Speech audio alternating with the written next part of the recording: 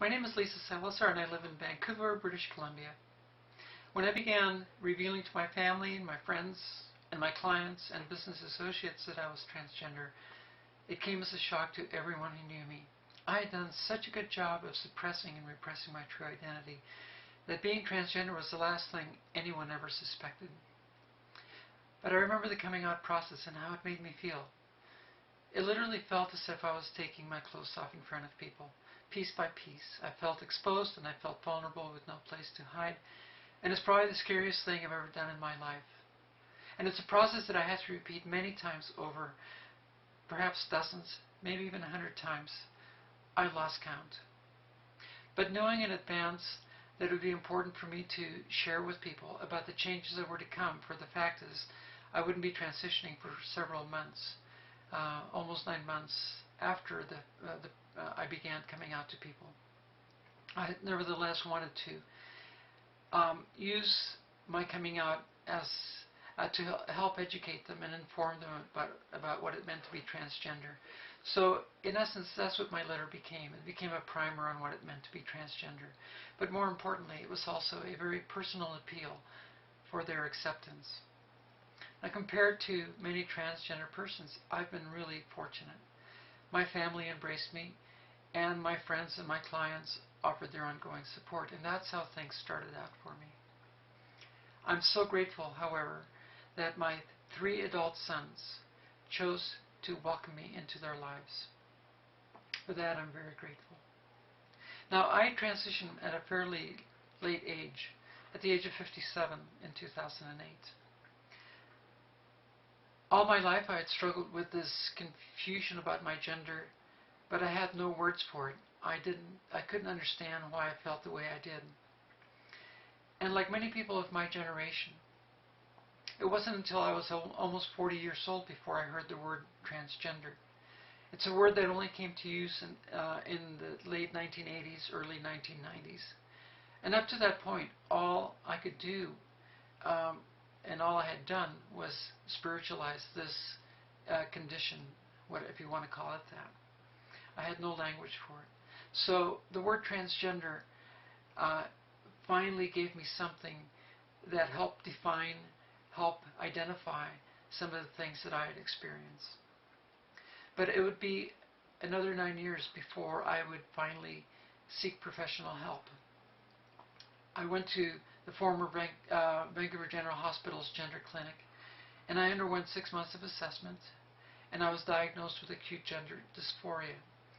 And the doctors offered to assist me to transition medically and surgically.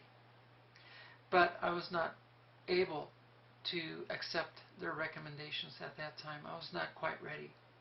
For you see, as a Christian, I had spiritualized this thing. I had tried to make it go away. I wanted it to go away. I prayed to God to please make it go away. And it never happened. So I felt defeated, and I saw it as an attack on my person by the devil. It was like spiritual warfare. That's how I contextualized it. So it took me almost 9 more years, not until 2008, to finally begin to transition. First, I had to reconcile my faith to what the doctors were telling me. On one hand, I didn't want to trample over my faith and disregard what I thought I understood the Bible to say. But on the other, I didn't want to reject what medical science was offering me. And it took me that long to finally see that what the doctors were holding out to me was really an answer to my prayers. Initially, I thought my marriage and my business, my graphic design business, would survive my transition. Unfortunately, in 2011, 36 years into our marriage, my wife asked for a divorce. And my customer base shrank, and I stopped getting work. I became severely underemployed. Eventually, I moved in with my mom after my dad's death in 2013. Despite the fact that I live in Vancouver, probably one of the most progressive cities in North America, and one of the safest places for transgender persons to transition, the fact remains that when it comes to employment opportunities, when it comes to business, things are seen through a much narrower and much more conservative lens. The fact is that many business people worry about the optics. They worry about associating with a trans person and working with a trans person for fear of making their customers feel uncomfortable or making their staff feel uncomfortable. It's so much easier just to hire someone that doesn't carry that kind of baggage. It's so much easier to hire a non-transgender person, all things being equal.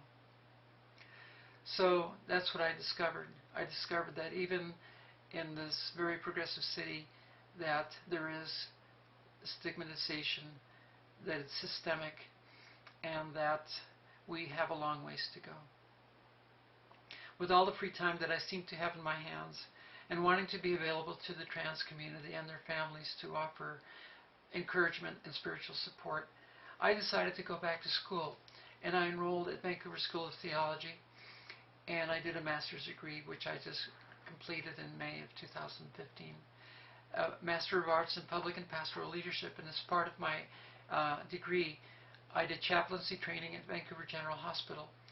And I also did a research project titled Transgender Spirituality Pulse Survey. It was a qualitative and quantitative study of trans people and their spirituality. And this ranged all the way from atheists and agnostics all the way to those who are very religious. Since then, and since having done that study, I've been invited to speak to several church groups and denominations and to share the findings and to talk about the implications of what the study means. It's very encouraging that many churches are now willing to entertain the possibility and want to become affirming, safe places for transgender persons and gender variant individuals. I also correspond with pastors from throughout North America who write me and want to know how they can help their churches become a safe place and an affirming place for trans people. The reality is that based on the study, I think it's wonderful that churches want to do that. But the reality is that the likelihood of trans people being attracted to your church, even if you put banners outside, even if you do all the hard work of training your congregation, that no one may come through the door. There are many reasons for that. But the fact is that the trans community is actually a very small percentage of the population.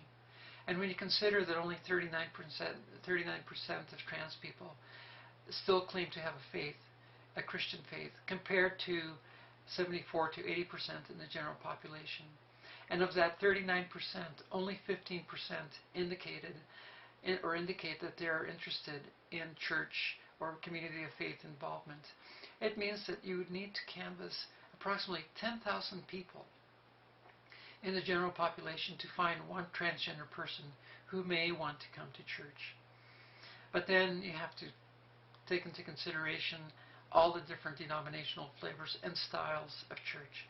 And your church may not offer the kind of style of worship or the style of church that the person is looking for.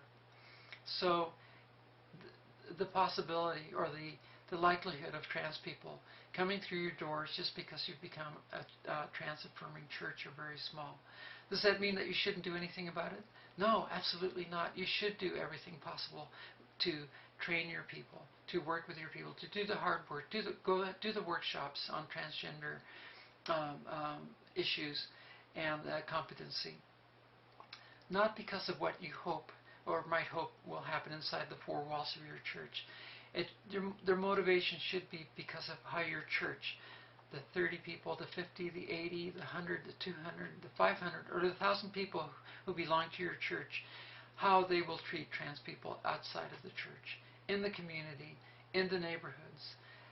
At Starbucks, will they treat the barista who might be transgender, or the store clerk who's transgender, or the police officer, or the nurse, or the neighbor, or the relative, or the co-worker? Or will they hire a trans person if somebody applies and you're in a position to hire? That's where the difference needs to be made. It's not inside the church, it's outside the church.